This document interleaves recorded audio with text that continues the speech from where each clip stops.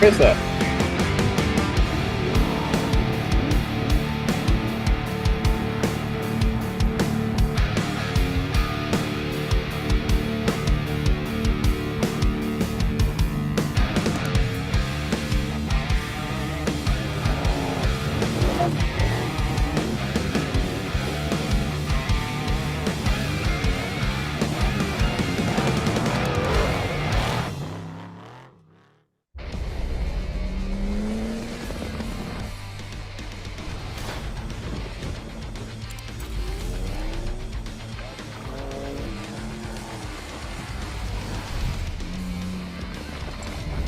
Grit beats talent every single time. Introducing the new BF Goodrich All-Terrain KO3 tire. Legendary toughness made tougher. BF Goodrich, what are you building for? What's up, everybody? Welcome to Fishgistics. Nate, are you driving on that tire right now while you're on the phone? No, on the new KR3 Blue Label tire, DOT tire. Just thought I'd check in there. Cameron Steele here on Fishgistics. Welcome everybody that's watching around the world. We are so stoked to have you. We are here to talk about the Baja 400, which is super awesomeness. And we're going to smile and laugh. We're going to tell some lies. We're going to tell some partial truths. And basically, we're going to try not to get in trouble. Right, Fish? No trouble? Not get in trouble? We'll try, but we can't promise anything. Can't promise anything. We can promise you one thing, that this is all opinion based. Do your own research. We're just trying to give you some good information, and we got some heavy hitters from Score International in the house today. So if you had a question about the Baja 400, the first person you could ask would maybe be Jose G. The second person would be Roto, and the third person would be maybe Nate. And all three of them are here. So I'm going to say that's a pretty banger crew, Austin. Yeah, no, we got everybody here, so we're going to get everyone all the info. If anybody has any questions during the show, as always, just put them in the chat. We'll get you an answer, because all these guys right here probably have the answer to what your question is. So yeah, let's have a good show, huh? Let's have some fun. So this is Fishgistics. He is Fish. That's Austin Fish Farner, because he likes fishing, I guess. My name is Cameron Steele. I've been racing in the Score Trophy Truck class for 23 years and been racing Score since the 80s. Yes, I am over 40 now. It's kind of alarming to think about, but it's the truth and the facts. Probably a little bit better looking than Nate, and probably not quite as smart and good looking as Jose G, but we're just going for it. Let's welcome these guys to the show. First of all, let's start with Roto, who is your navigator. Nate, let's see Roto. Roto is a huge part of this thing. Hi, Roto. Welcome to the show today. Welcome. Well, I'm kind of excited right now. Mapping the Baja 1000, so we're a little bit ahead the schedule in order to have everything ready for next race here in Baja Sur. Nice. Yeah, So I mean, Cameron, how cool is this? These guys are literally mapping the Baja 1000 right now for us on here with Starlink. Everybody's trying to get me to flip the camera around the other way so they can see where I'm going. But they just don't want to see you. Yeah. Yeah. Yeah, the course looks a little better. Why don't you flip that camera, Nate? We'll just kind of watch where you're driving, you know? Yeah. If I had to guess, I'd say you're somewhere near the White Rocks on the Pacific side that I hate riding my dirt bike on. Yeah, I saw White Rock. Yeah, I'm just saying. And then this is Nate from BF Goodrich Tires. He's the big brains for the team over there and helping to map the course. He's out driving. Roto's doing all the hard work, putting all the input into the GPS. Rectal. So we trust Nate to drive, but not necessarily put the notes in. And then, of course, there's the kingpin from Score International. Jose G is here. Jose G, we love to see you, even though yesterday you were being mean to me on WhatsApp. I'm going to allow you to have this conversation today, and I'm going to pretend that yesterday didn't happen. What were you asking him for, like 20-second head start at qualifying, Cameron, or what? No, I simply go ahead. You can tell him what I asked you. No. First of all, thank you guys for inviting me. I'm super happy to be here with all of you. So now, having said that, let's get it on, Cameron. I love you. I love you too, but I like to argue with you just a little bit. I know. You notice. I do the same with my wife. She just walked away right here. She's She's like, oh, smart. this guy's She's very terrible. smart. She's smart to walk away because usually I win all the arguments. Just saying, I but don't think so. I don't think so. Not with your wife. I didn't win yesterday with you either. When we It's can get awful. married.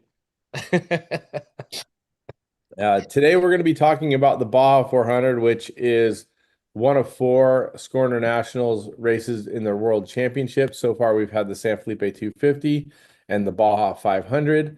Now we're going to the Baja 400, which again will be followed up by the Baja 1000, which Nate and Roto are working on right now, as we talked about, driving on the actual race course, getting us ready for a Baja Sur loop race in well, I guess it's point to point kind of, but it's one giant loop, which we'll discuss a little bit later. So for those of you that are tuning in for Baja 1000 information, we're going to get a little bit, right, Jose G? Sí, señor. Anything you guys want to know? Well, not everything, I was gonna but say, careful if you but say anything. but I mean, any doubts for that can help for your planning, I'm pretty sure we can answer them.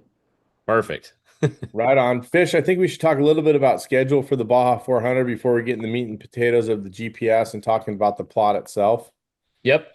Here we go. So here is the schedule for the Baja 400, which is coming up very quick. You can see the deadline to register is actually in 2 days for your online registration. So it's the or in person at the Ensenada office, and deadline is August 28th. So that's next.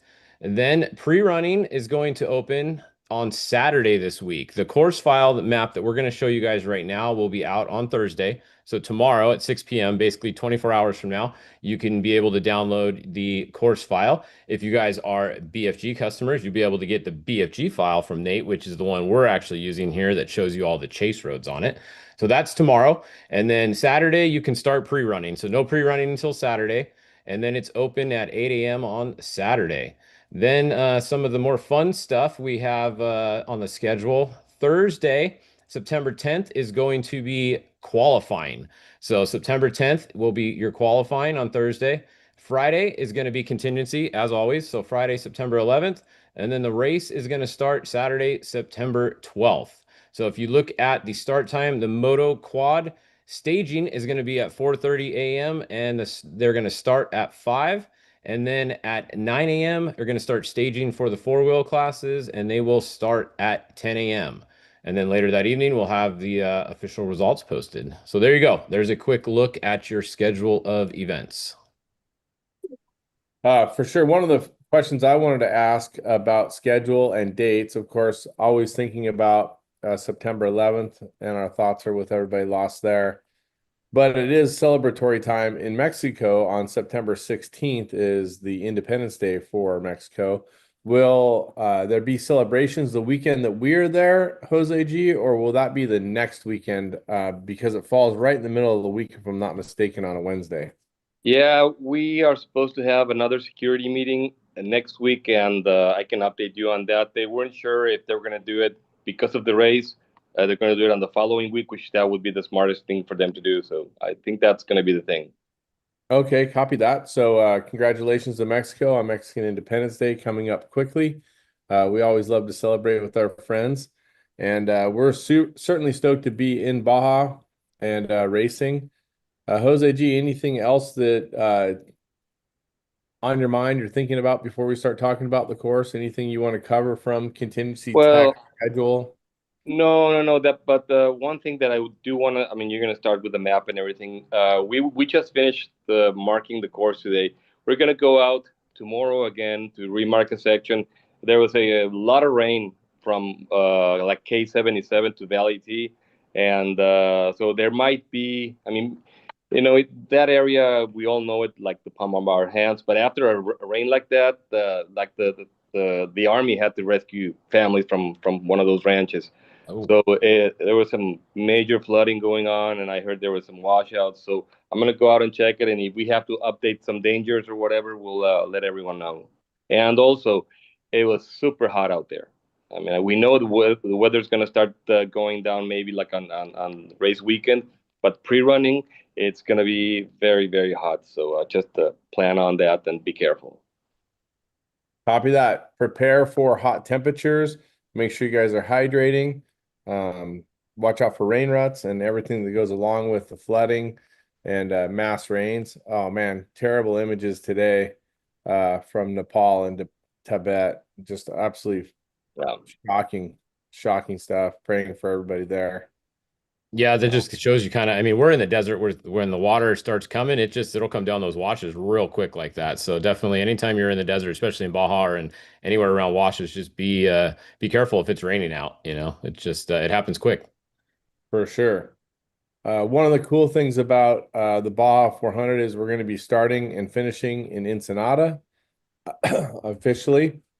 What a cornerstone of our sport Ensenada has been as far back as I can remember. I'm sure I've talked about it, but checking for uh, ham radio information on the Bahia Hotel wall to see where my dad was in the races in the 70s. Pretty crazy old school stuff. I know Jose G's been around quite a long time as well, but just being back in Ensenada tells me that we're back at the races. Just a great cultural part of our sport.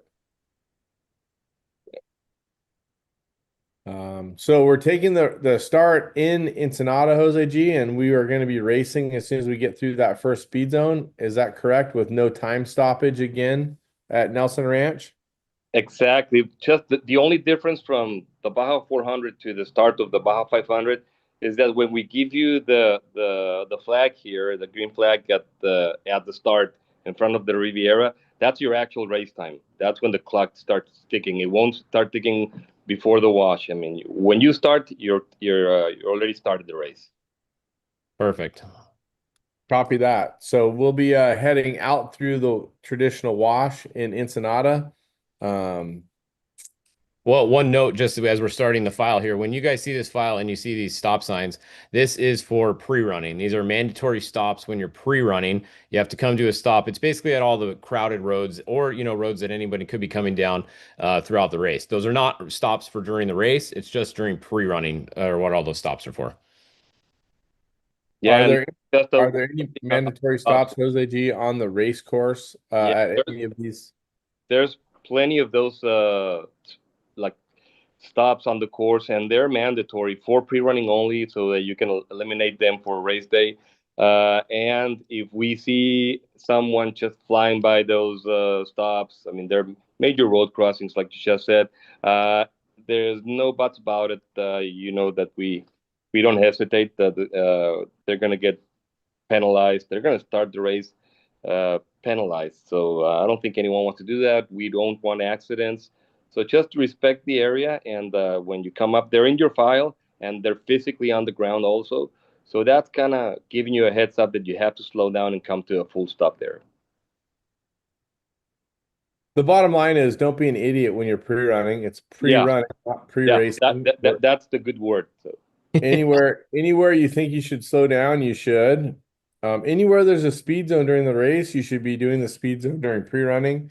And everybody should just be very respectful. There's obviously a lot of people in Ensenada, but when we start getting out on the course and remote, animals, whether it's cows, donkeys, horses, dogs, coyotes, pumas, people everywhere. yeah, None of those roads go to nowhere. All the roads go someplace. So although you feel like you're in the middle of nowhere, those roads are going to someone's farm or ranch. So please take heed and be cautious. Slow down and take a look around.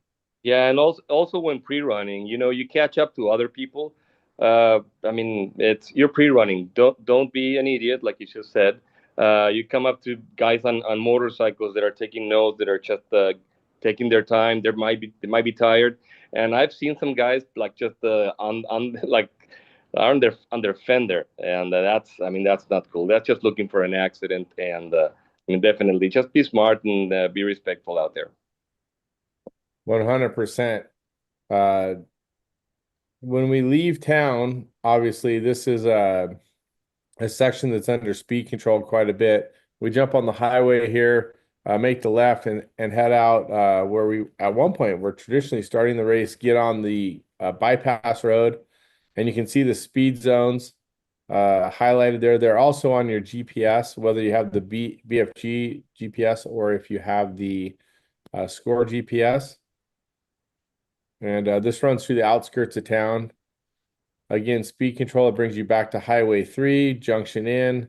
and then you'll see where we get off, where this is the exit for Rancho El Refugio, and we get into non-speed control zone. And yes, big graded roads, be careful. There could still be people out there. The Yeah, roads are there's lots of ranches. I mean, you literally see here, there's houses and ranches all throughout this area here. So when you're pre-running, there's going to be people coming head on with you the whole time. for sure, 100%. Jose G, anything different in this area than what we've been running, so to speak? No, it's exactly the same. So no need to pre-run it like 40 times. It's exactly the same. So we're trying to do that in those areas where it's highly populated, like you just said, and lots of traffic. Might as well leave it like that. There's no need to just destroy it or go super fast in that area. So nothing changes until like after Ojos Negros. And just to confirm, if someone is new, Jose G, when they see the VCPs, what is the penalty for a numbered VCP and what is the penalty for a lettered VCP? Well, the penalty is the same. It's a 10-minute penalty no matter what.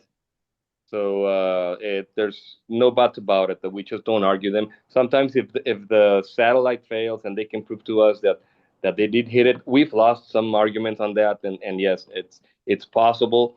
But some people argue, well, I took another line, but I didn't gain any time, and there was no advantage. We don't care. It's you're supposed to stay on the race course, so it's 10 minutes no matter what.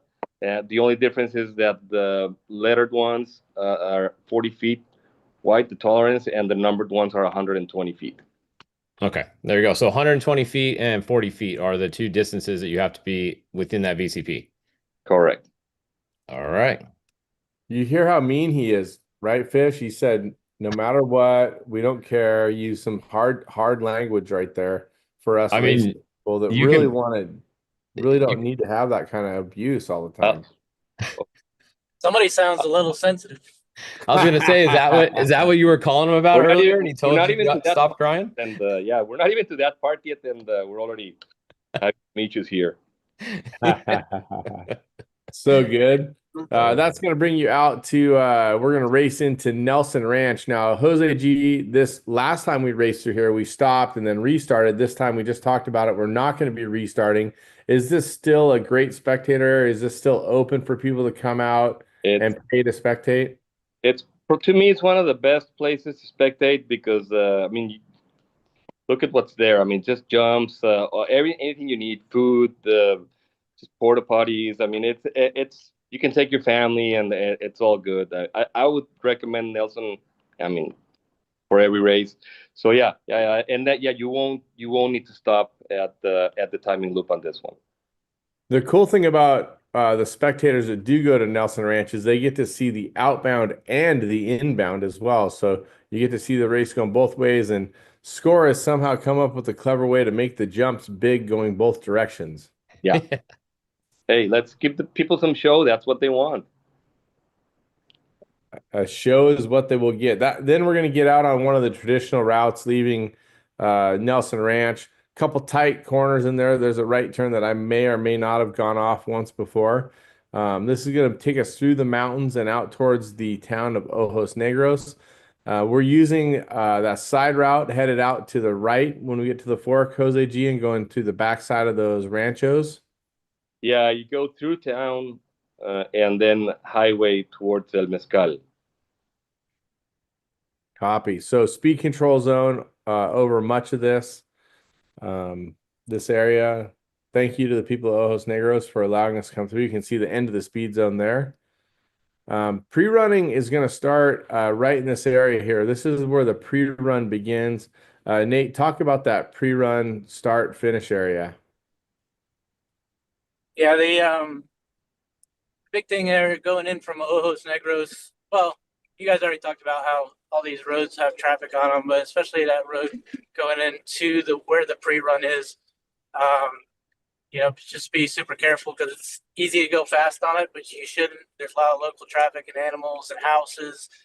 But yeah, it's kind of the traditional start to get started and start heading towards K77. I wanted to ask Roto and Nate, how, when you guys are mapping this out right here, after we're out of Ojos, now we're in the hills, there's a number of different routes to go through there. Is there a rhyme or reason to how you guys pick that? Well, One is we use the most used roads. That is kind of common sense. Even that was a shortcut the previous race. We use it that way. It's a perfect road. And the other thing that is mandatory to kind of look out is the permission of the owners.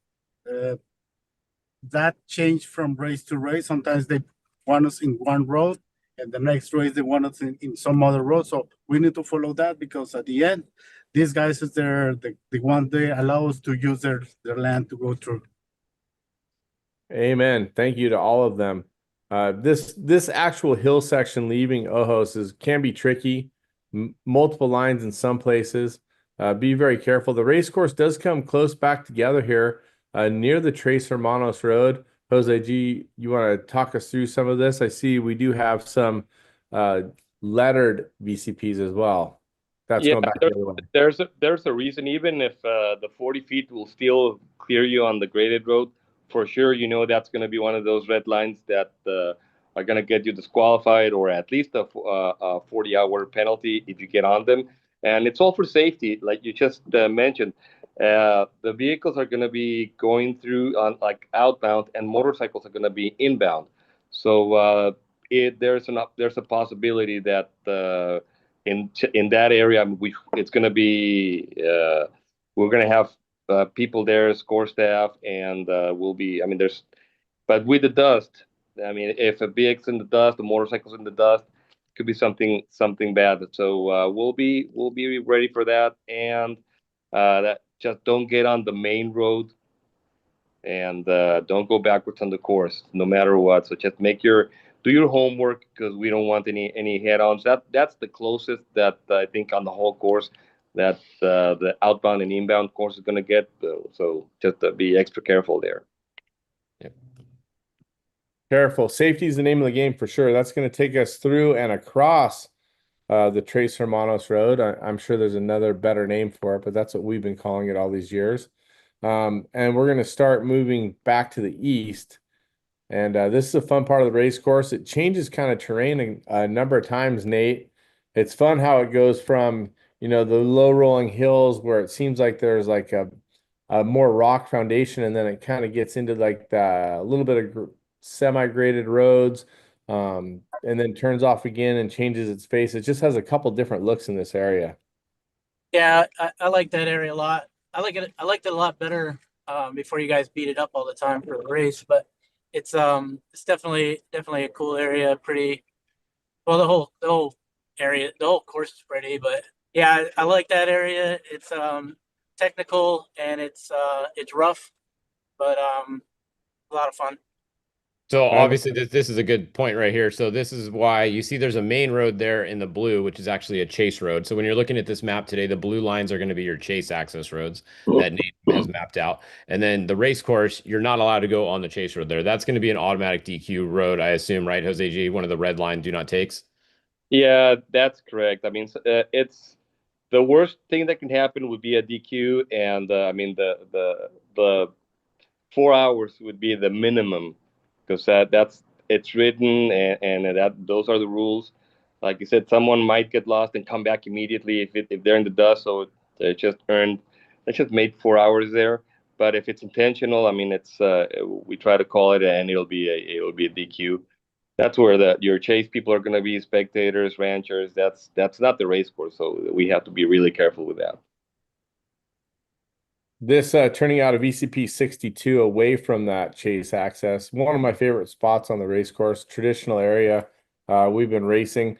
I like the note on the GPS file with the small pine forest. There are some trees that are not small in this area, so beware. Stay on the race course. Don't make a mistake. And actually, there's a spot in here where there's a rock embedded in the side in the berm of a turn, which Cody yelled at me a couple times, my navigator, about not hitting him. And I did flatten there one time after he yelled at me a number of times. So I got to be very careful and remember that spot so I don't get in trouble again. Yeah, I don't see it marked on here, so you better mark that one when you go by there, Cameron. Oh, we got it marked. Does he get out and change? Does he get out and change it, or does he make you change that one? if I make a mistake there, he will make me change it myself. There's no way he's getting out for that one. He would be so mad. And by that time in the race, we've probably trimmed a couple bushes and got a stick inside the car, and he's probably hitting me with it anyway. So Perfect. I'm not sure that every driver and navigator have the same relationship as Cody and I, but it's a lot of fun after 20 years together. That's going to bring us to K77, which is the kilometer marker on the highway in this general area. Speed control zone. I heard someone pop in there. Did you have something to say, Jose G? No, it wasn't me. Take us down the speed control zone and then off into some private land. Been fortunate to race in this area. This is one of those tough sections. Nate, I got to ask you, when you're out there doing the course marking in the Raptor, you and Roto, do you guys go around all these giant bumps in this section, or you just use the same route again the next time when it happens? I stay on the race course the whole time with the Raptor. So you go through all the giant holes. Yep. I love it. Way to be. That's going to take us through this area. You can see VCPs and Agua Blanca there. And it's going to bring us into what I would say the northern area of Independencia. And I can't remember the last time we got on the highway in Independencia. So a little bit different here, Jose G. Yeah, just a bit different. We're letting the Catarina rest this time. So that's the whole reason. We're gonna go out to the highway and come back on Leyes de Reforma. So yeah, we know exactly where their Catarina is, and we are bypassing them just until they have like new presidents and things like that. Right now, there's not a lot of people we can communicate with, so we had to do that.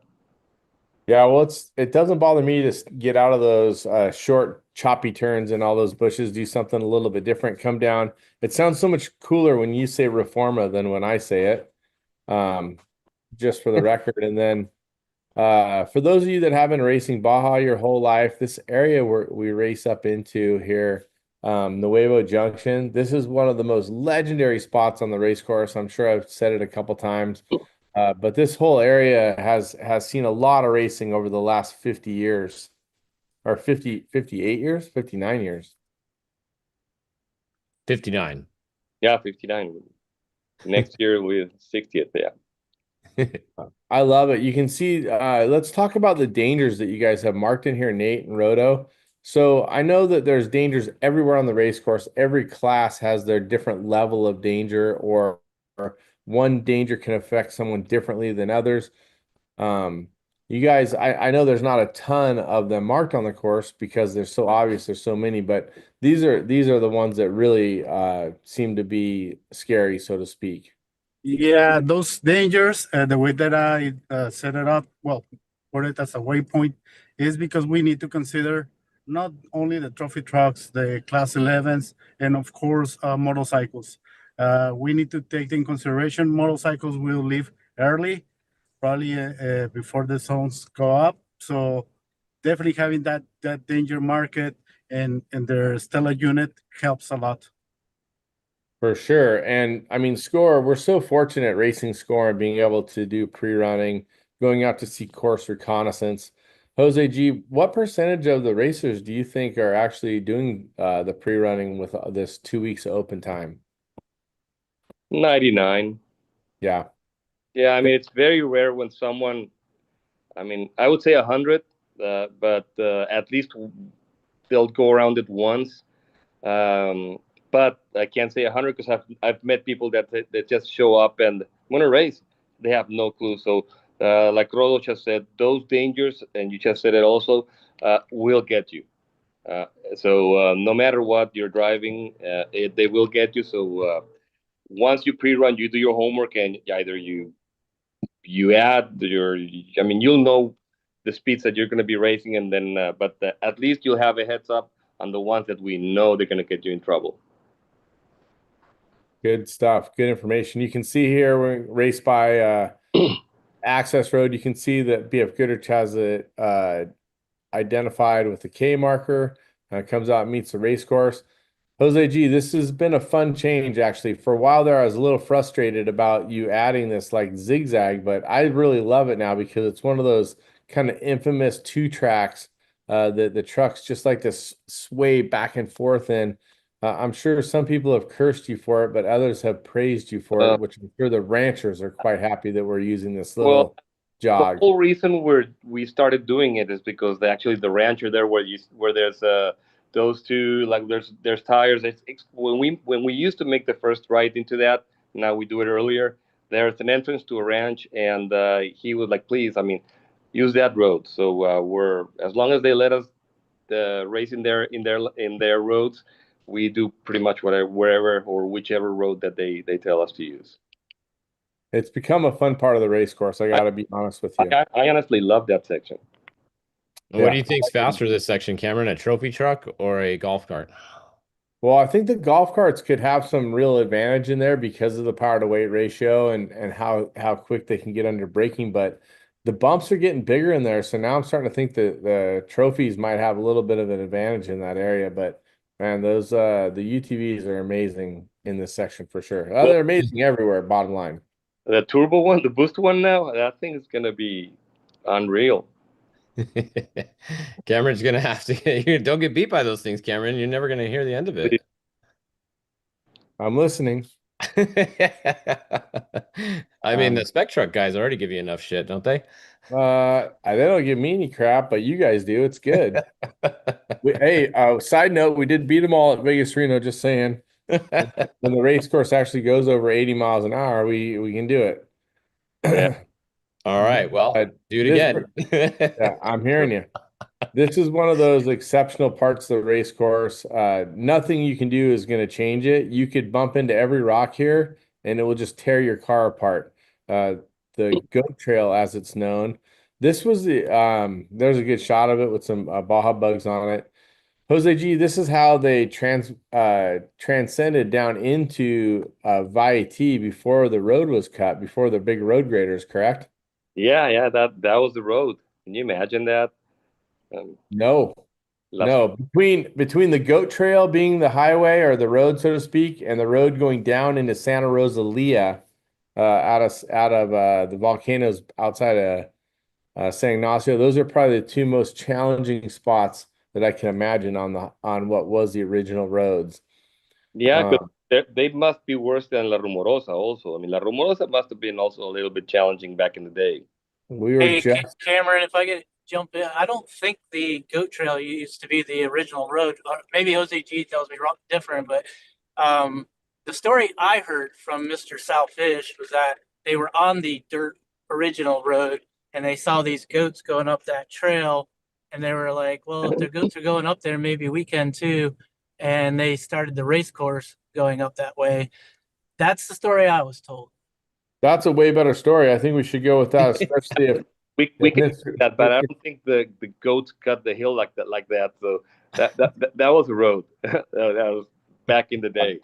Well, the pole lines that are there tell me that that was the road at some Yeah, point too. exactly. But let's never let the truth get in the way of a good No, I story. like the goat story, and especially coming from Sal, we're gonna go with that. Yeah, that's perfect. That's even better. That's going to bring us into Valle Trinidad. This is a huge farming community. There's lots of infrastructure, not a giant town. There are a couple of Pemex stations, a couple of restaurants, and is there a split in the race course in this area also? No, That is the chase split, I think. Oh, Yeah, Chase. that's a chase note. That's just for the access notes. We use that icon for turning right, or you can stay straight. Yeah, that's an access note. Okay, so everybody stays on the main race, the one and only race course going through Valle Trinidad. Yeah. Okay, copy that. And you guys, of course, tons of traffic in Valle Trinidad as you're going through here. Um, Turn and right at VCP 94 is where you're going to turn right there. You can continue chasing straight. You can see the blue line, but you're going to turn right there on the race course to go over here. just because the road looks straight doesn't mean there's not a giant mud hole or a giant rock outcropping. So heads up, everybody. yeah, and just a note for like chase teams and things like that. The crossover road was I think today or yesterday we finished grading the whole thing. So from Highway 1 to Highway 3, it's in excellent conditions right now. Yeah, that road probably is going to get used, especially by a lot of the lower budget teams that maybe don't have a chase crew to go down both sides. They're going to use the same chase crew and move over to the other side, possibly, huh? Yeah, it's in good condition. Just don't try to take like a 40-foot trailer or something like that, because then we've seen that, right? Yeah. It's a lot of semi truck trying to do it. So yeah, but we just graded it and it's in great condition. And no semi trucks on the Calentura Road. I think was it last year we were trying to race out there and there was a semi bound up on it. Yeah, we were having a heart attack with that. You can see this little out and back here, tricky little wash. Uh, Danger 13, one of the scarier ones. Yeah, For me. I think it's a little bit better going this way than the other way, right? I I would think so, but still, hang on to your hats and just take it easy right there. Yeah. If you want to send it, make sure you get a video and then send it to me. Send it. Right. Just send it. Just send it.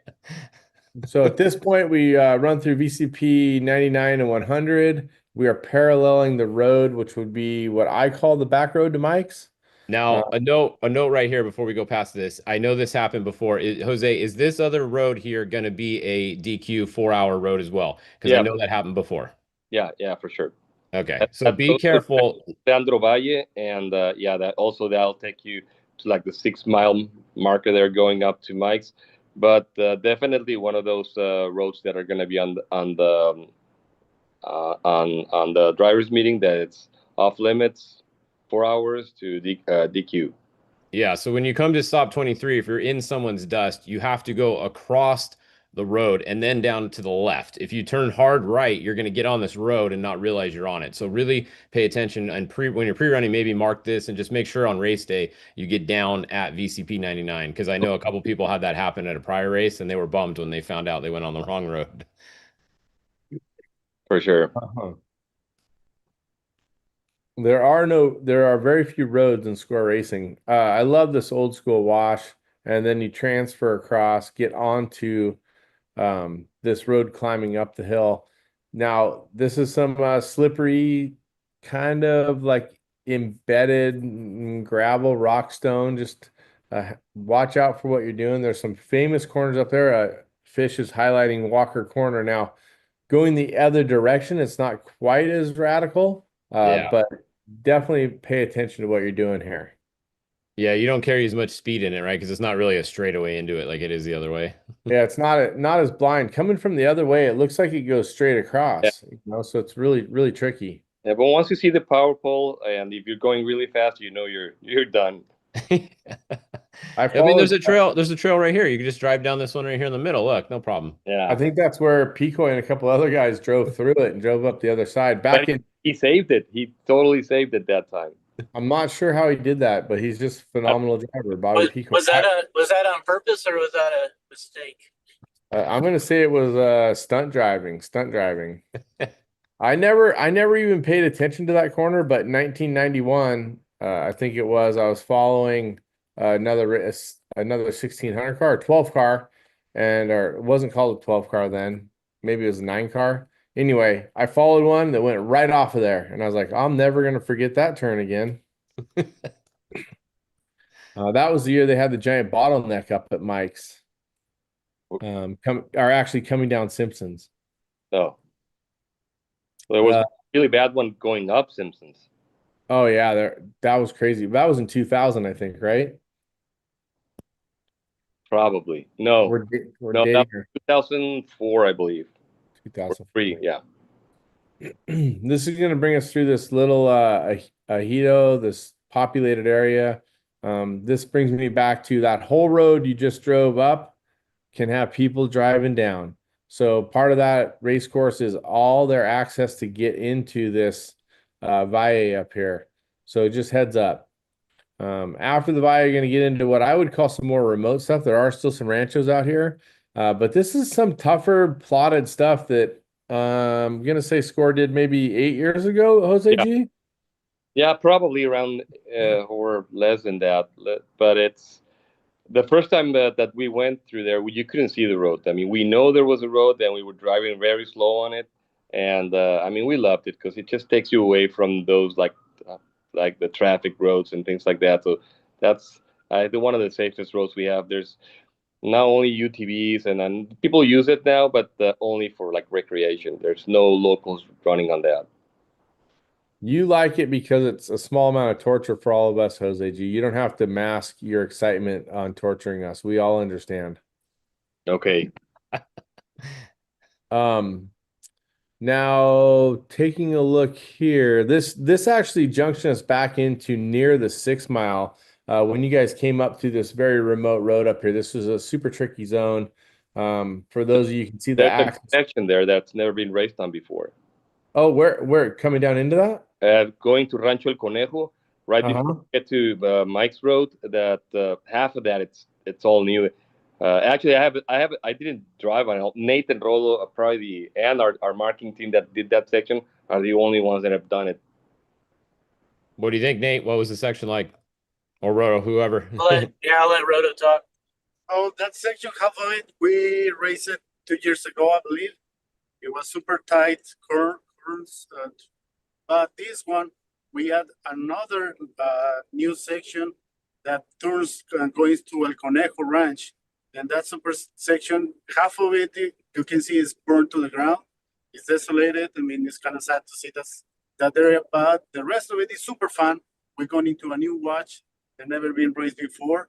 And then we kind of joined the 6 mile road that leads to Mike's. So definitely, I bet that everybody will enjoy that new section. It's fast, it's fun, it's technical. So I bet that everybody will enjoy it. Yeah, I think it'll look different after pre-running and after the race, because I'm sure these guys will straighten her out a little bit. But it was super technical when we did it. Yeah, it's a cool. The whole area is pretty cool. We were just doing some plotting for our Ripped Cabo, looking at some of the stuff, and Rancho Conejo, or the Bunny Ranch, which is a different kind of bunny ranch than what they talk about in Nevada. Yeah. But this brings us back to the 6 mile road. For those of you familiar with it, there's a big whoop section there, or there's not, and it gets back on the Mike's Road. Are we back on the Mike's Road, obviously all the way to Mike's Sky Rancho, Roto? That's correcto, señor. Yeah, so really watch for traffic coming at you there. I guarantee you a car will be coming at you when you're pre-running there, coming the other way. So heads up there. For sure. One of the more dangerous spots. Something everybody should think about is that sometimes teams will send their chase trucks up to Mike's, which I definitely wouldn't do during a race week, but a lot of people still go up there and stay the night. Mike's is one of those legendary spots. It's been around for 50 plus years. So just be really careful up there. There can be traffic going both directions. Claudia and her family are going back and forth on there. Mike Jr. is still up there going back and forth also. So just lots of respect in that zone from where you come back onto the graded road. That's going to take you up over the hill towards the Simpson Road, I guess you would call it, and back up through the mountains, up through La Jolla. And this area has been a fun addition to the races. I enjoy this. It's tricky. There's always one turn that you always miss, and there are just some tricky spots up there. Yeah, there's not much chase access there, so that is really, if you got a problem up there, you got some issues. There's really only this one road. You can see it's that's the observatory road, right? That comes in there. Yeah, that's the observatory road. There is a nice little restaurant there if anybody wants to stop and get a burrito. I don't remember his name. Case 66. Yeah, Just by the highway. So it's a little cabin. They have very good burritos. We spend the night there, so you can stop and check it out. There it is, right there. Cool. All right, You guys literally right on the course. There's cabins. You guys can spend the night there at Rancho La Jolla, and the same owner, Soren Melling from the Melling family. He has a new restaurant up there, and so that's actually why we send it on the highway, so that people would, if they need to stop or get something to eat, they can stop there with them. We always try to help out. Nice. And of course, anytime we mention the number 66, we all think of Kurt Caselli, and cool name for that little restaurante there by the Mellings. Hey, Um, hey Cam, yeah. sorry, just on that note for that San Mateo Road, the Observatory Road, for chase teams and even pre-runners, if you're going in and out of that, maybe talk about just how tight some of those turns are on that road. Like you can't go full bore, you'll be in trouble. What do you think? What do you think for someone getting on the road down here, where they turn off Highway 1? How long, if they're driving safely, would they expect to get into the course area here? Any idea? I don't because I'm on the race course, but maybe these guys do. It'll be close to an hour. I I'm in agreement, an hour or more. And one Yeah, thing I will say that a lot of people are accustomed to roads that are built for people to drive them. Like even the roads that have been changed on Highway 1, a lot of the corners have been changed up. This is still some really old school. This was an original road, graded road through here. There's a lot of decreasing radius turns, which a lot of times on regular highways you don't see, but there are some surprise attacks on here. yeah. You definitely don't want to race any of the corners. And this, what Fish is highlighting here, this is Rancho Melling. David and his wife and their son Christian Awesome. run this area. They have 39 beds up there. They do supply breakfast and dinner. It's a spectacular ranch, so beautiful. If you have a chance to visit it, they're just great people. And I don't know if we're running on their land in here, but they are very accommodating to all the racers and off-roaders. It's just a beautiful place if the chase trucks or crews have a chance to stop by there. Yeah, we're not running on their land, but we're working on an option that coming back through El Coyote and using Mellings Ranch also. That's coming pretty soon. And another note on that access road. I mean, people don't know it, like you just said, and they're driving with trailers. There's a few dips that will really get you, and there's also you come off a turn and there's a bridge that only one vehicle can get across. So just be heads up on that one. For sure. And the bridge that's only like 3 miles in is a one-car Yeah. bridge. So coming right out of coming before you even get to San Telmo. Yeah. But yeah, just be real careful on there, real respectful. That it's a beautiful paved road, but it's still very remote. This brings us into what I would call, I mean, there's a lot of remote stuff on this race course, but this right here is what I would consider some of the most remote. There's no real access. My dad always told me if you're gonna crash, crash in front of a camera. If you're gonna make a mistake, don't make a mistake where no one can help you. And so this is one of those areas Good where advice. if you shit the bed out here, you're gonna be sleeping in it. Is Yeah, that's I was zooming out to show exactly what you're saying. There is no access. Look, there's that one blue road that we were just talking about that goes in way back there, but to get in anywhere else here, there's nothing. So pack snacks and a sleeping bag if you're gonna break down out there. yeah, those of us that are old school have been around a long time. Back when we didn't have radios and sat phones and all that stuff, we still do it. We still pack some food, some water, some snacks, and I'm just gonna tell you that that's remote. Make sure you guys are prepared. We also actually we carry tarp behind our seat, so if we have to make our own shade, we can. We can also use our hood as a big shade as well. But this is remote. It's going to be hot out there. Yeah. No matter you're kind of getting closer to the coast, but it's still super warm out there. Yeah, and just a comment there. Like pretty much everyone has a Starlink now, so it's great for communication.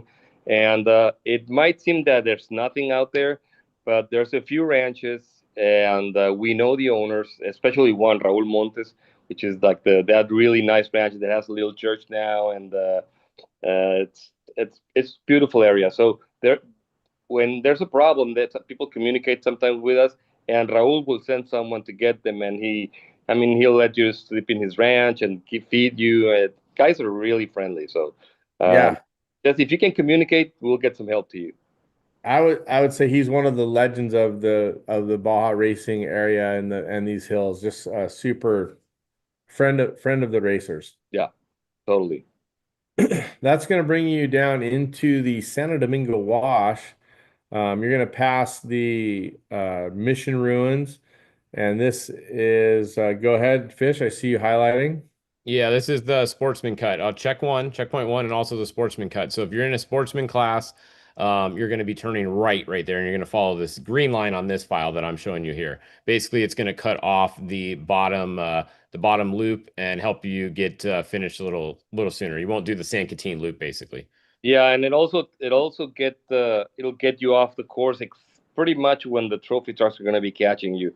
So I mean, as good as we try to time it, sometimes we have guys that just go really slow. So when they get to that point, if they miss the cutoff time for the checkpoint, motorcycles will be stopped and they will not be allowed to continue for their safety. We don't want the guys that are tired; they're way behind. If you're getting past in that area by trophy trucks now, there's really no sense in continuing. So it's we stop them. We don't let them continue. If they for some reason want to continue, they're disqualified and pretty much on their own. But we don't encourage that. We want them to stop the race, take the graded road out, and that's it. I mean, they got whatever problem they had, or they can't ride that fast to keep a minimum of 25 miles per hour. They're going to be in trouble. So we know if they keep that minimum of 25, they're going to get there without getting caught. Perfect. Well, I All like right. your algorithm of pace and the decisions you guys are making, which aren't always the easiest decisions for everybody, but I think you have to look at the overall race, Jose G, and I think the score's been doing a good job at mitigating and working on that. And I know I talked about that last section having some remote. Oh, what about this?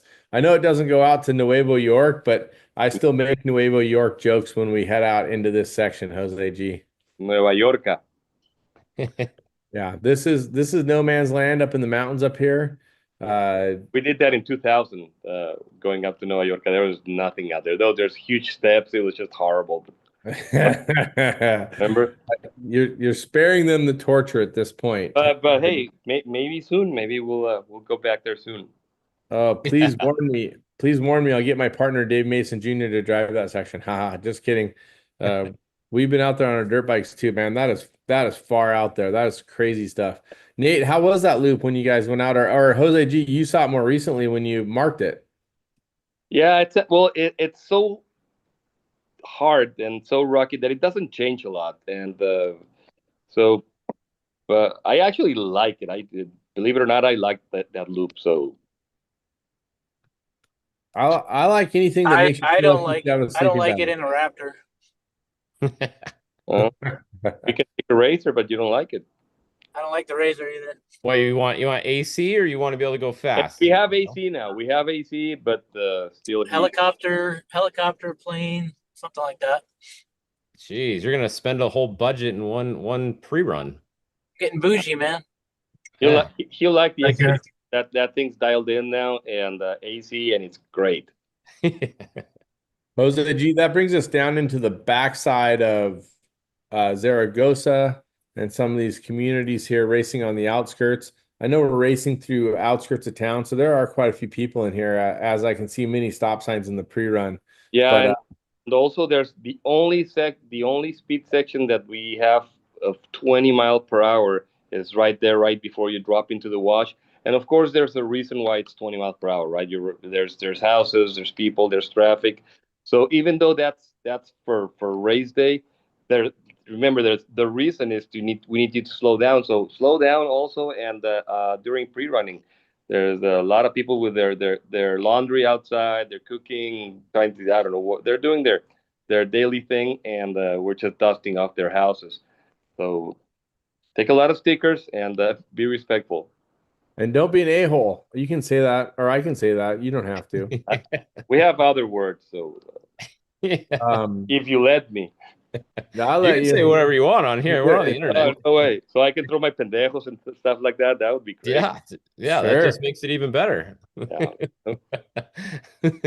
After a little, Cool arrow. Hey, nothing cooler than being a cool arrow, right? Must be an Nothing's inside cooler joke than there. an arrow. A cool arrow. is that like puñetero? It's puñetero, but it's like cool arrow. Got it. Pinche culero. See, now we're getting somewhere with these Yeah, shows. We're getting some real information out there. You shouldn't have given me the green light and Nate and I are gonna start with our jokes, and you're just gonna like block us. It's a free for all. It's a free Yeah, for all. Facebook's gonna put you on whatever they do where you can't post How about anything fish.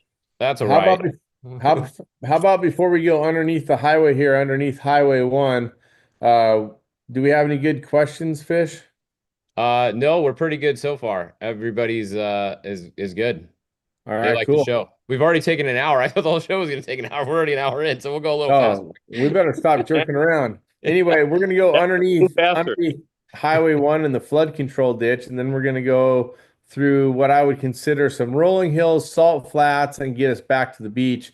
Now these salt flats look inviting at times, but just remember that it's not the rain that brings them to flooded situations or wet situations. It's the tide that can bubble up from underneath. So if you think you're super smart or you think you want to drive off the line, heads up.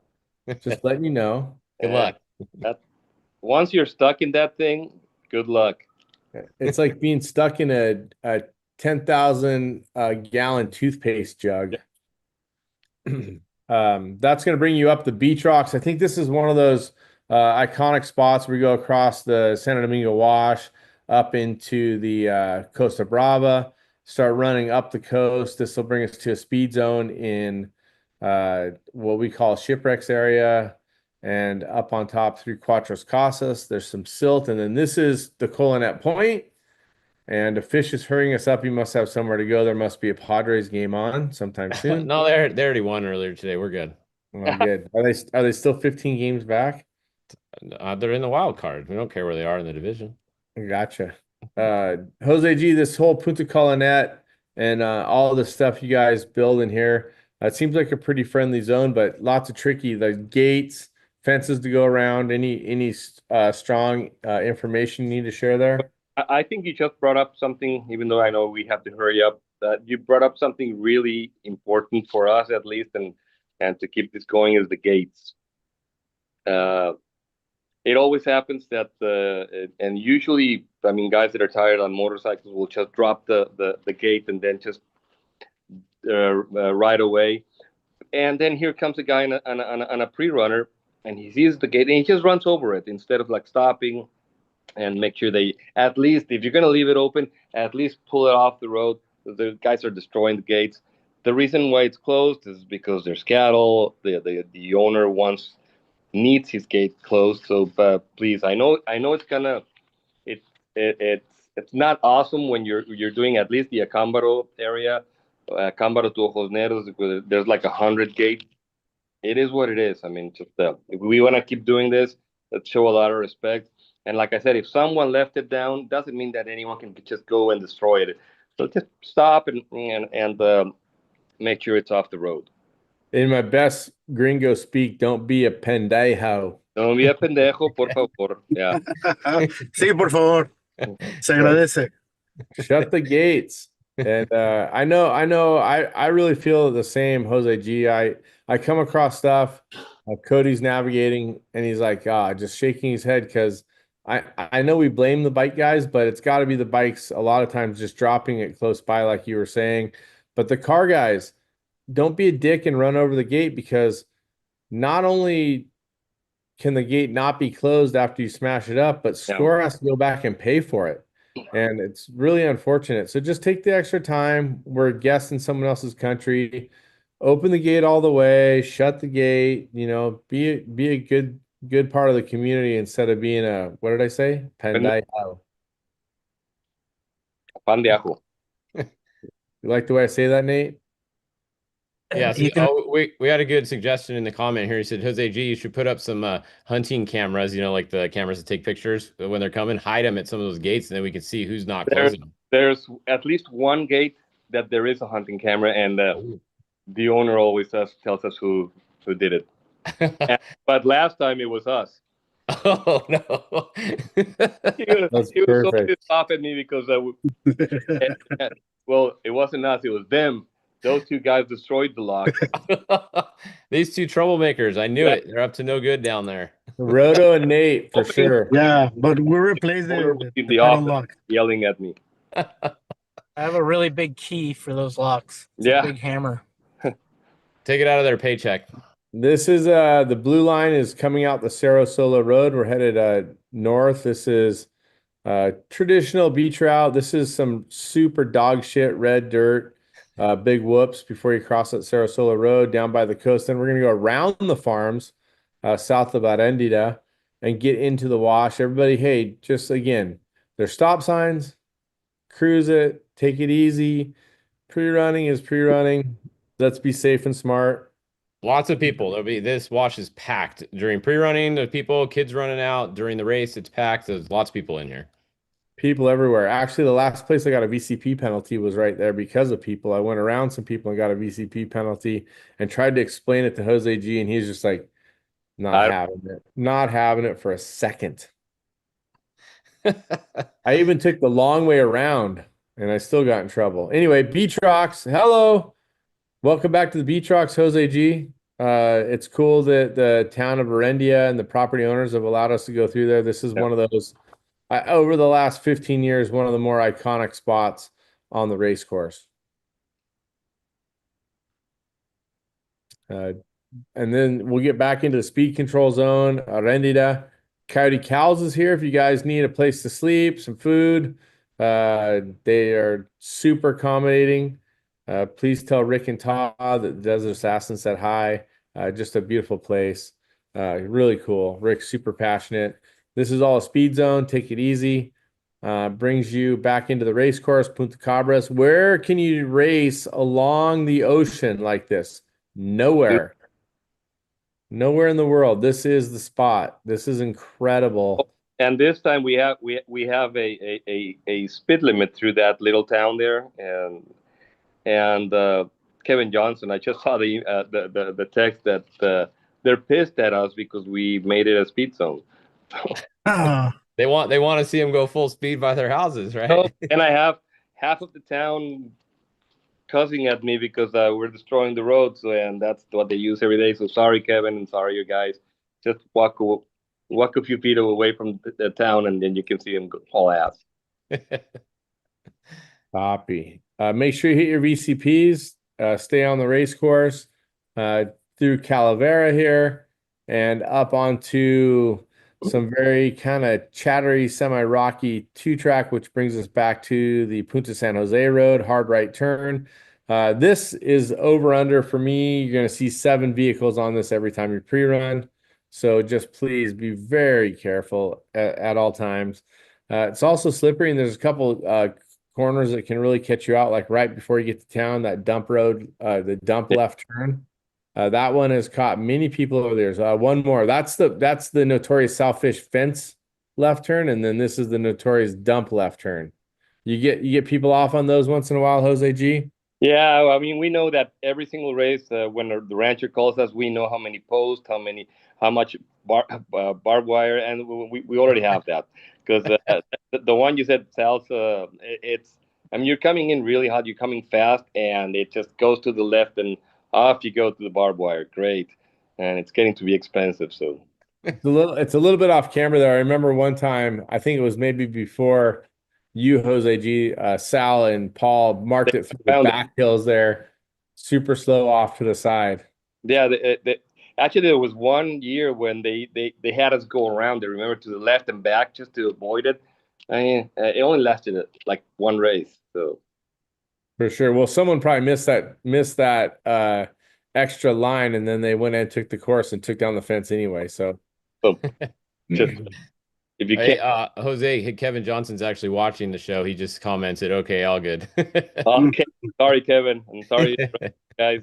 Just it's there's two opinions there, and usually when I'm getting bombarded by the some of those people that live there, because I understand that. So we made it a speed zone. Take more beer. And that's going to bring you down into Santa Tomas. There are some mission ruins there, hard to see, not much to see, but one of my favorite stops on the whole race course right here at Juan's, Acambaro in Europan. This is maybe the most friendly person on the whole race course right here. The Mike's people are friendly, obviously. The people at Melling are friendly. but Juan at Acombro and his family have treated us all like kings over the last 2 decades. It's a privilege to be able to race through their backyard, so to speak. Great food. I agree. I love breakfast there. Yeah. And it's going to bring you into the hills of Orapan. There's some tricky areas here. Definitely some exposure off the side. Be careful, like there is going out of the Mike's area. Race courses can be tricky in here, and traditional, so to speak, over the last 15, 20 years. I've been using quite a bit of this. Jose G, you guys have done a good job at mixing it up and going around some of the crazier silt.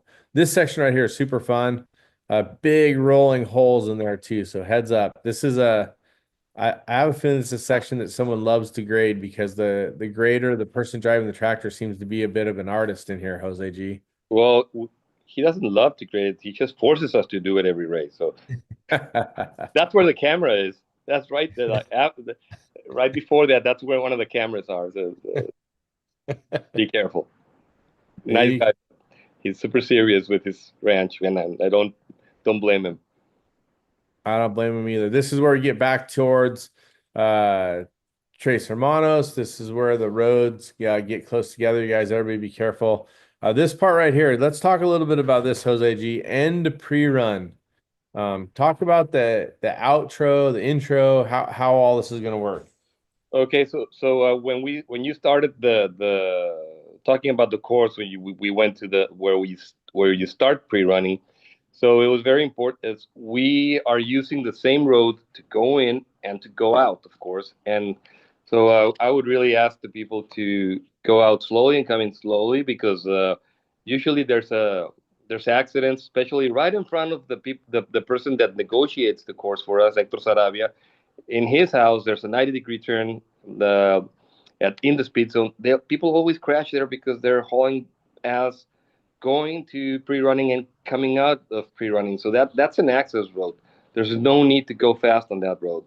So that's once you're on it, you can expect two-way traffic, and hopefully someday people will understand that they don't have to go fast. It's not. I mean, it's even on race day, it's a speed zone. Why even crash on that 90-degree turn? I've seen some head-ons there that day. Makes no sense to me. So Jose, when they end the pre-run right here, should they take this little trail to the right that joins back up over there? Yeah, for sure. That's the main road that will take you out to the highway. Okay. That's the Tres Hermanos road that's going to take us out. Yep. Okay. So when you end pre-run, go right and follow that road right back out the way you came to Ojos. Yeah. And then what day will they be allowed to pre-run from here to the finish, basically, or back to the highway? And what are they allowed to do? Only Friday you're allowed to do it'll start at 8 a.m. I believe, or 7. I can't remember right now. Rodo will remind me. But only outbound to Ojos Negros, and you can do that section after the end pre-run. You can do that section all the way to Ojos, but when the courses meet, you have to exit to Ojos Negros, and that's it. You cannot go inbound towards Nelson Ranch. Okay, so only on Friday, and then you can either stop right here and go out the highway, or if you continue, you can come up to here, but you have to go right here. Yeah, correct. Yeah. Okay. Yes, only Fridays. From 8 to 5. Most of the ranchers there in that section, and they share inbound, they will close their gates. So try to gonna do it early as possible. Okay. And remember, we have the drivers meeting that day, so try to do the homework early as possible. Perfect. So there's no inbound pre-running to Rancho Nelson from right here. Is that correct, Jose? Exactly, not at all. I mean, you can if something happens there, you can disqualify you before the race because you're just risking your life and someone else's. So no inbound at that point. You have to exit to Ojos Negros. If you want to do it again, feel free to do it. But I mean, that's why we try not to change anything, and so that people don't need to pre-run it like 8 or 10 times in one day. Yeah, that makes sense. So then when you do come back into town during the race and you come back in through here, we get back to Rancho Nelson. That is where the timed finish is going to be, correct? Correct. That's your race ended there. I mean, and it's they're gonna stop you. They're gonna check who was driving. Of course, it's gonna check the wristbands and make sure that the transponder and everything is working.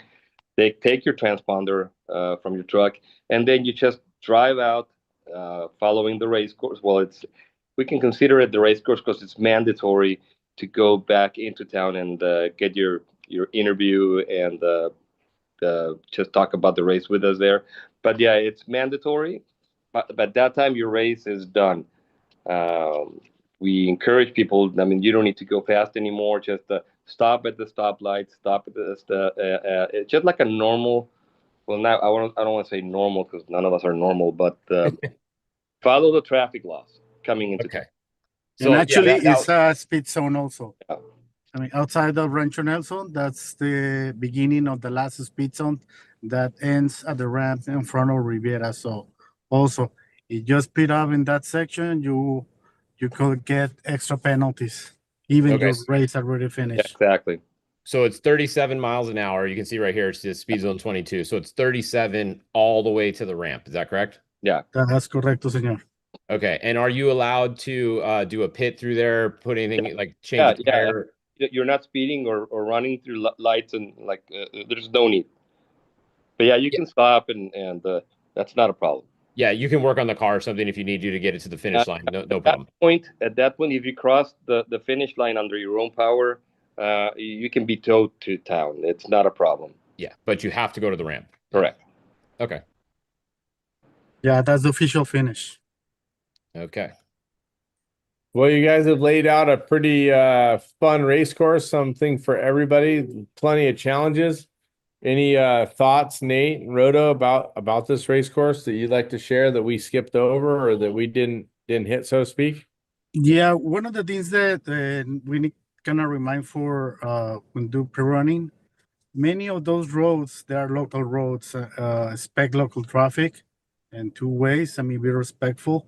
And many of those roads that are graded. I mean, even the just going further from Mike's to Rancho La Jolla is graded.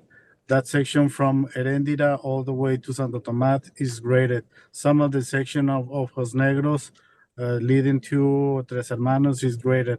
Going back in Leyes de Reforma to Gold Trail, some of that section is graded too. So be aware of that. I mean, you probably develop a little bit of speed. That doesn't mean you have to, because definitely there are people there. So take care of that and be smart and use your common sense. Common sense. I hear you on that for sure. Jose G just laughs. Yeah, I remember someone telling me that though not a lot of people have common sense. So Yeah, my only addition is for the highway 3 is still got a lot of potholes. So watch out for cars that are swerving into the other lane because they're trying to avoid big holes.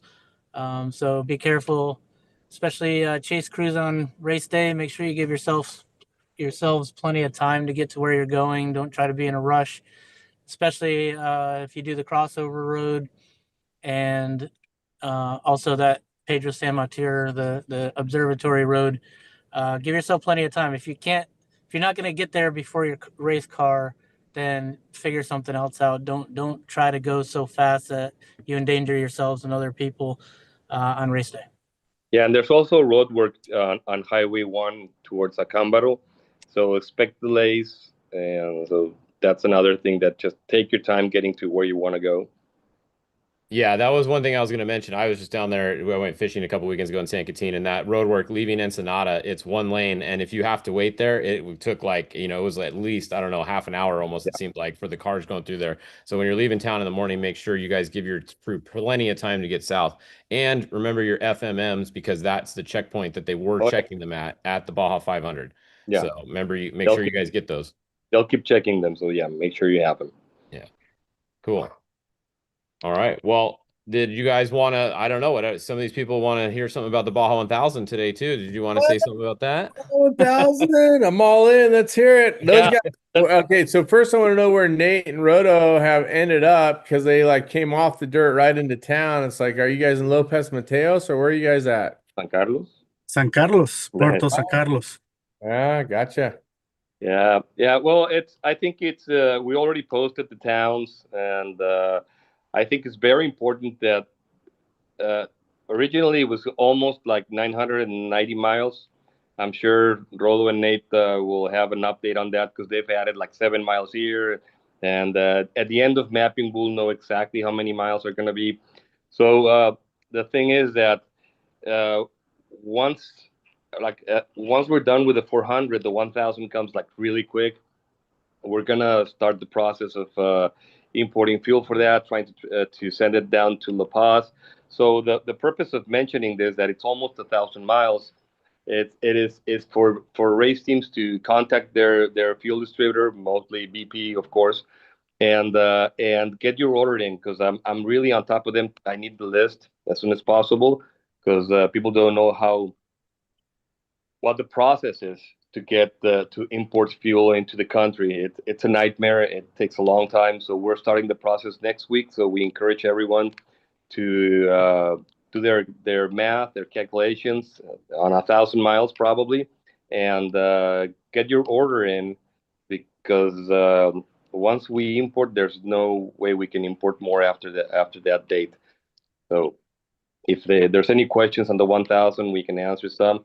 I also want to mention something that I'm even going to go to another race, to the Baja 250 next year. Nate and I talked about this. There are some people are kind of concerned because they think that we're going to run on Laguna Salada the whole way, and that thing's like, I don't know, 50 miles long. Can't remember how long that thing is. We're not going to do that. So just I know it's not safe to go that long of a distance pin. I mean, you can blow your engine, you can have an accident. We're actually not using almost any of it. It's going to be an awesome course. Rolo and I already have it laid out, and believe it or not, we're probably going to have over 280 miles for that race. So we're just want people to know that it's going to be a fun course. It's going to be something a little bit different, but expect something really cool. I love something cool. Okay, I have a couple questions. Can I ask? Sí, señor. The most popular question that I get asked about the Baja 1000, there's two questions that are super popular, actually three. One is, where is the start and finish line for the Baja 1000? Okay, we can totally answer that. Everyone knows it's going to be in San Jose del Cabo, and it'll be pretty much on the street or the avenue there, we're in front of the Tropicana. So Ridge. that's gonna be our probably our headquarters. So San Jose del Cabo starts and ends right there.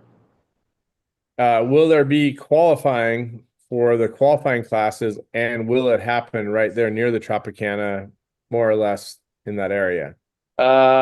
It'll be in. We actually haven't figured out or decided which of the three options that we have, but yeah, it'll be near San Jose del Cabo, and yeah, there will be qualifying for the Baja 1000 also.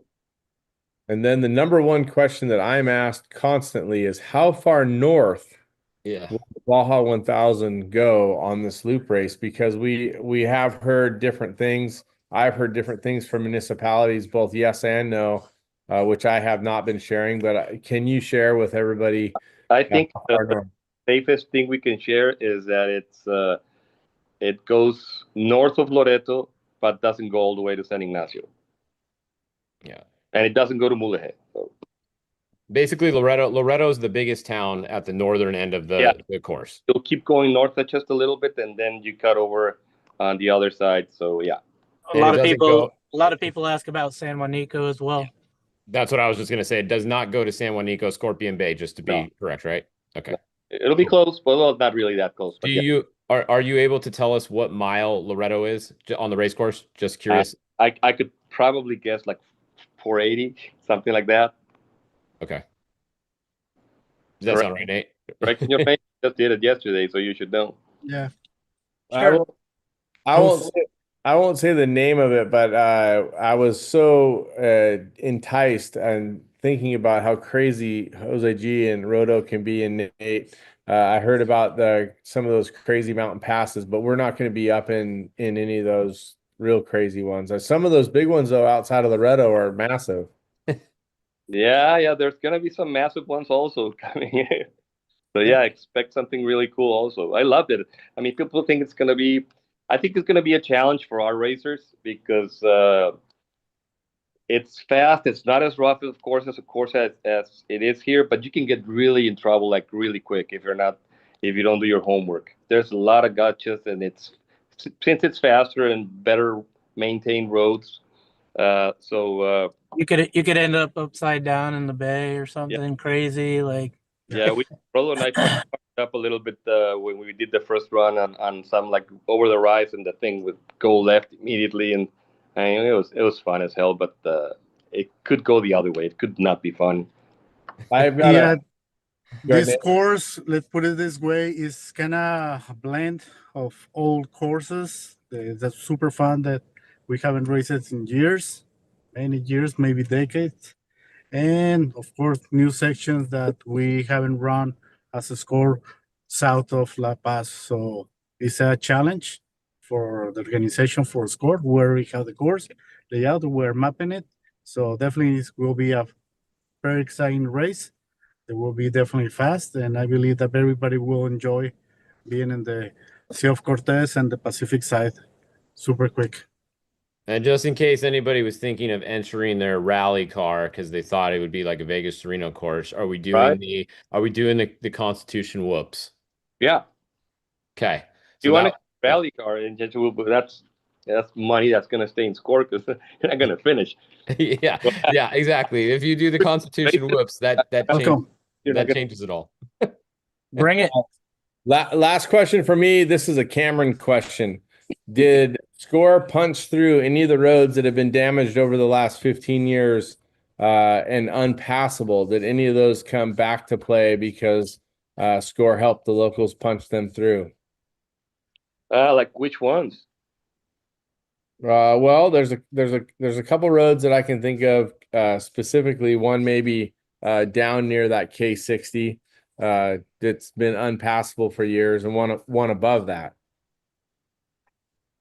No dice. Okay. The adventure in me says that'd be insane. I mean, one thing But we can definitely say, and we're not doing the silts north of Loreto. Ah, No silts. a lot of people will thank you for that. I know. yeah, definitely a lot of people would thank for that. I did get a note from Mike Emerson on the VP fuel stuff. There's going to be 3 pickup points in Mexico right now that you can pick it up. It's going to be Ensenada, it's going to be Constitucion, and then it's going to be La Paz, right? And those are 3 secured spots that will have loading dock and they will have forklift. So you'll be able to easily get all of your VP Correct. fuel from there. But you need to let them know now because they need to get ordered so they can start sending it down there, like you said, Jose. That is correct. And so we usually never mention this, but this time it's going to be a challenge for all of us, for BP and for Score, to do that.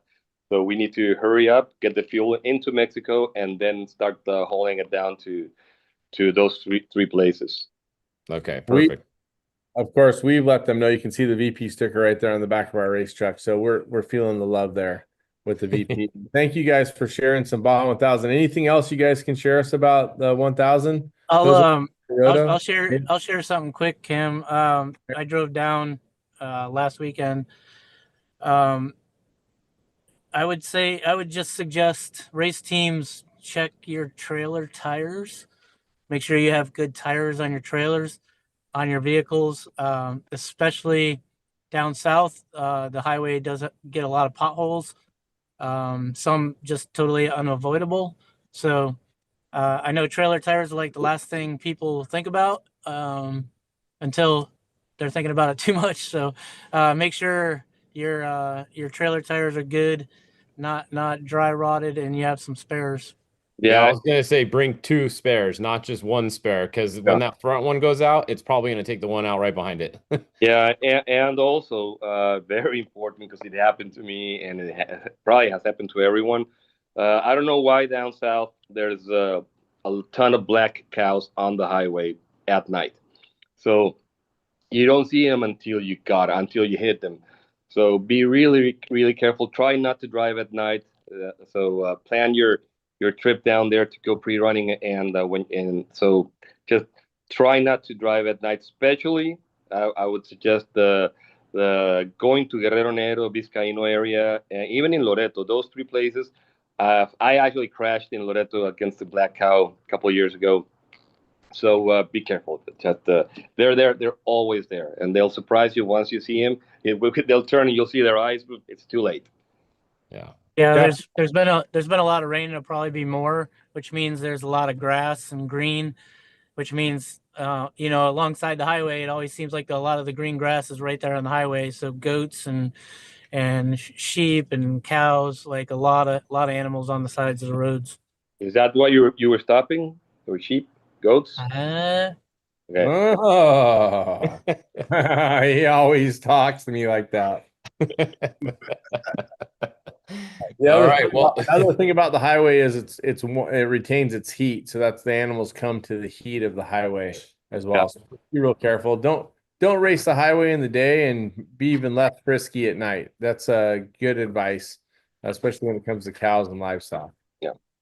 perfect. All right. Well, there we go. There's some Baja 1000 info oh, for you. and fish. Sorry, one other thing. Make sure everybody, if you're a U.S. citizen, stops and gets your Teresa papers, your FMM papers, if you're driving down, because there were multiple police checks, not the military checks, but police checks, and they were asking, and I had to show my paper a couple times on the way down. So make sure if you're not used to doing it, figure it out how to do it, because you're going to want that.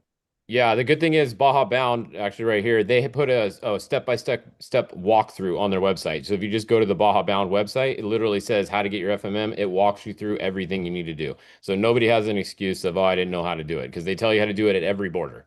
So no matter what border crossing you come across, there's a way to do it.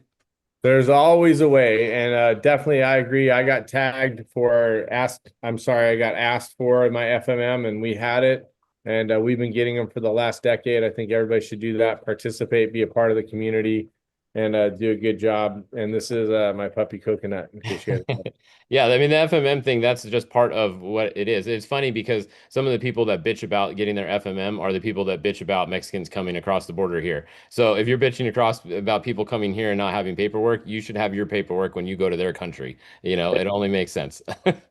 They're coming this way, though. Yeah. Yeah. Just saying. Just saying. Yeah. All right, Perfect. guys, be safe. The Baja 400's around the corner. If you have more questions, go to the score-international.com website. You can ask questions through their social media. You can ask questions through Fishgistics. You can go to our Desert Assassins page and ask questions if you want. Most anybody that's been there a long time can help you. So if you have a friend on a race team somewhere, they'll give you some information. But the bottom line is be safe, be smart. If you think it's a bad idea, it definitely is. And don't, like I said, take it easy, respect all the locals, respect the animals, and don't get in a hurry. Racing's one thing, but on those highways, just saying, don't be in a hurry because it's not worth it. Yep, I think you summed it up. All right. Well, that's going to do it for this episode of Fishgistics. Thank you guys for listening and watching along. And God bless, Godspeed, and everybody just be careful out there. We'll see you in Ensenada in what seems like just a couple weeks. Yep. God bless.